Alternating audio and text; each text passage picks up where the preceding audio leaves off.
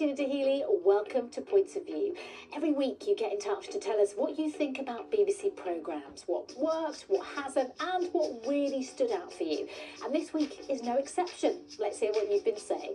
Do you like going on adventures? Me too. They're ready. I think that was They're ready. He's doing great. Really great. No, I'm not. The relationship is over. Their lives really are stranger than fiction. Boy, do we need joy in our life right now. We need some joy. When I say ha, you say wait. Ha! Ha! Ha! They're ready. I think that was They're ready. The UK's festival season kicked off last weekend as Radio 1's Big Weekend played on BBC One, BBC Two and iPlayer. Coming live from Sunderland, some of the biggest names in music, together with new and emerging artists, performed to around 80,000 fans in attendance.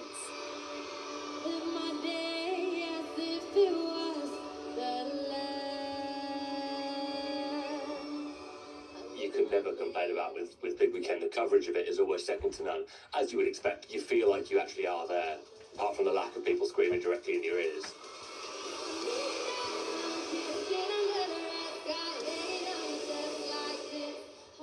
So actually being at the event itself and seeing it all in real life was great to then be able to sit back, watch the coverage and being able to see how much everybody was just loving life, loving the music, loving the show.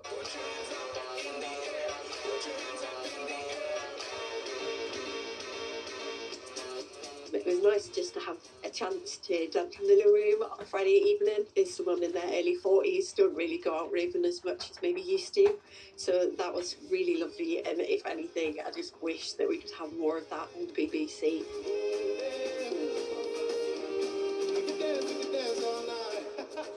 But it wasn't for all of you. No shade to any of the artists, but this is such a disappointment compared to previous years. BBC has managed to produce the most boring vanilla lineup I've ever seen.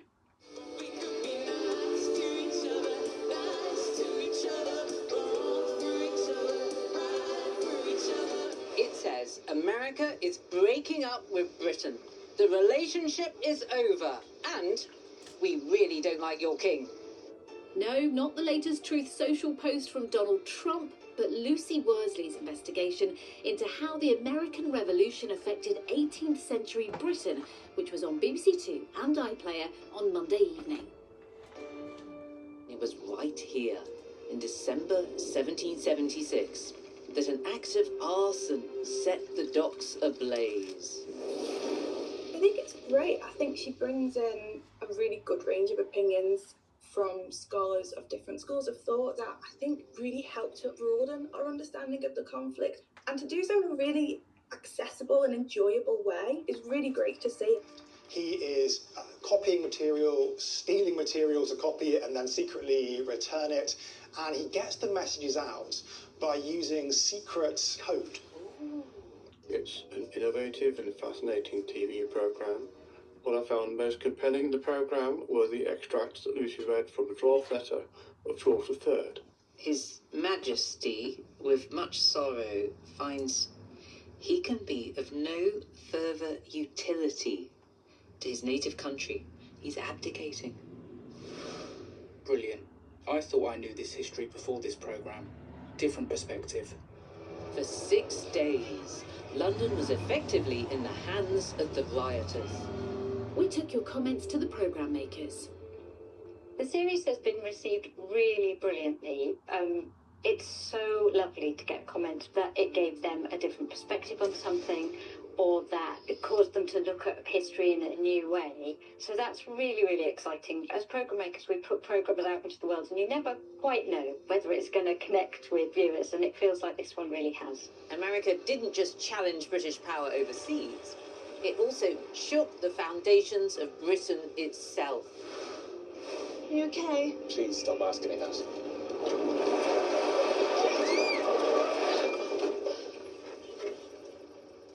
It was the start of new drama 2 weeks in August last Saturday night on BBC One. Sorry? I think he's saying it's a bad omen.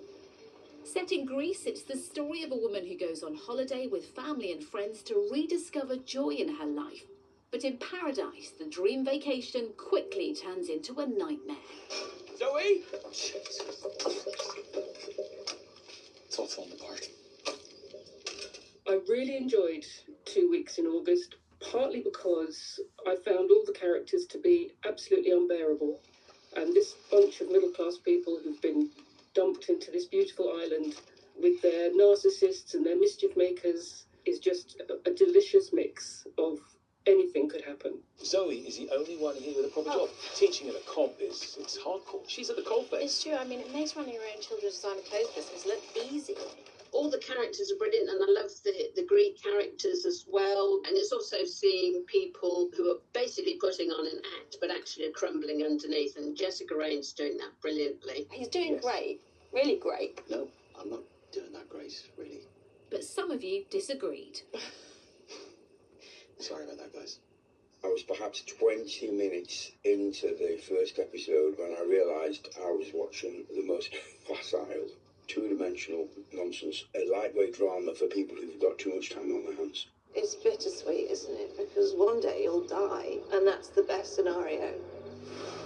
Didn't like any of the characters. I wasn't sure if it was meant to be a thriller or a comedy.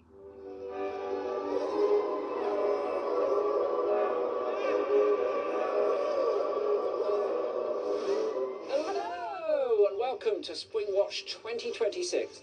As the entire nation was slathering on the SPF, that could only mean one thing. Springwatch was back. Chris Packham and Michaela Strachan were this time broadcasting live from a new location of National Trust Crom in Northern Ireland.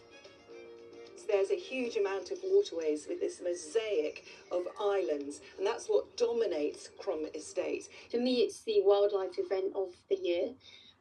Because it's like a soap opera. It's got births, it's got deaths, it's got sex, it's got love, all of these things. The parents' work is done, and they go their separate ways. But their batch of glistening orbs are just beginning their journey.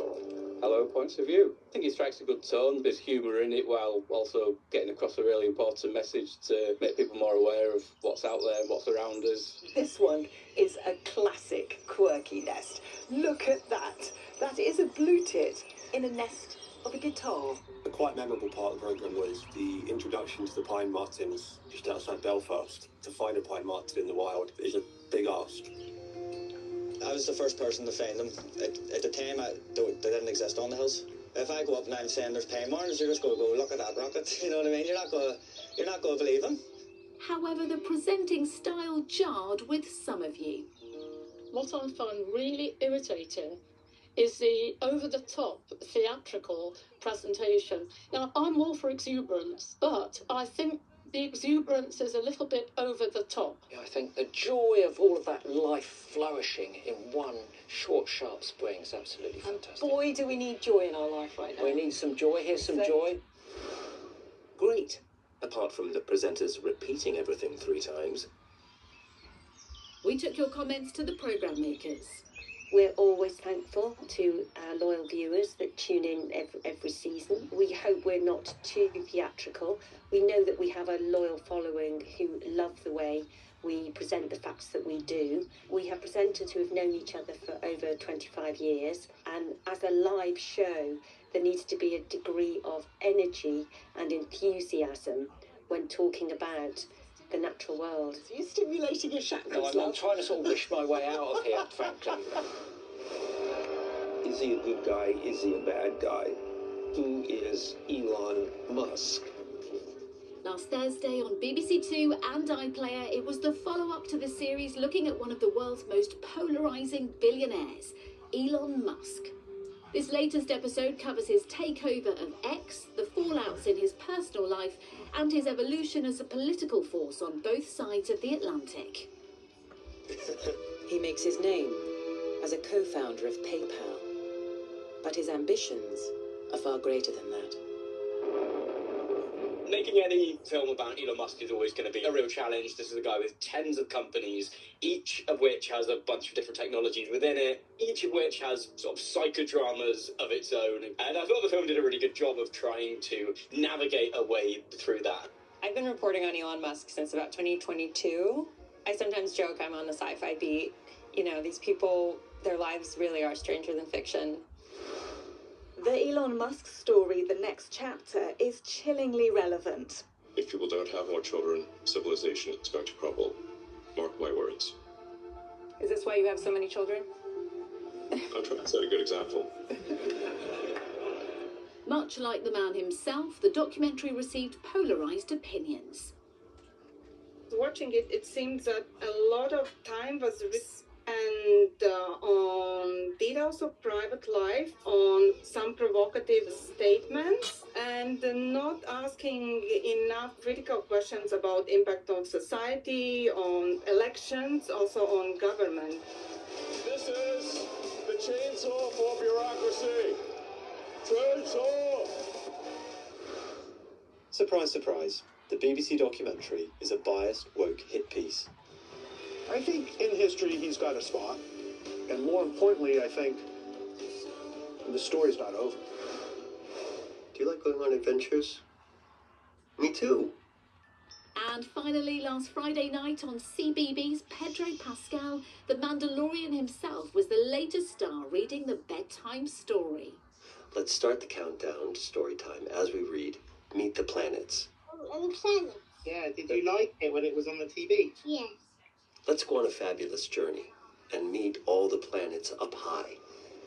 It's too far to go in a car or a bus, so we'll climb into a rocket and fly. We read it once or twice a week, so it was really nice to be staying with Pedro reading it. Howdy, I'm Mars. How you doing? Most folk around here call me Red. And it seems Pedro Pascal wasn't just a hit with the kids. So many children love the planets, and this story would definitely have piqued their interest. And let's face it though, I also enjoyed watching Pedro Pascal. You humans can't help but admire me. I'm the prettiest planet you've seen. So be sure to take hundreds of pictures and bow down to your beautiful queen. Oh, CBeebies, you know what you are doing. My kids are all grown up, but CBeebies will be on tomorrow. And now it is time to head homewards, back to Earth, where our long journey ends. We took your comments to the programme makers. Pedro is the latest in a long line of big names that we've featured on the show. We thought he'd really resonate with the young family audience. When we choose new readers, we like to make sure we've got a lot of variety in there. We like to represent our audience really well. We like to do first in terms of inclusivity and diversity, but we also like to sprinkle a little bit of stardust in there as well, and that's how Pedro became our latest reader. Wrap your arms around your teddy like a big sleepy Saturn and relax. Good night. That's it for this week. Don't forget to keep in touch. There's a whole host of programmes for you to comment on over the next 7 days. Bye for now. You can get in touch by phone on 03709 083 199. WhatsApp on 0330 123 9188 or by scanning the QR code. Email pov@bbc.co.uk, write to us at BBC Points of View, 40 Pacific Quay, Glasgow, G51 1DA, or post on our Points of View Facebook or X page.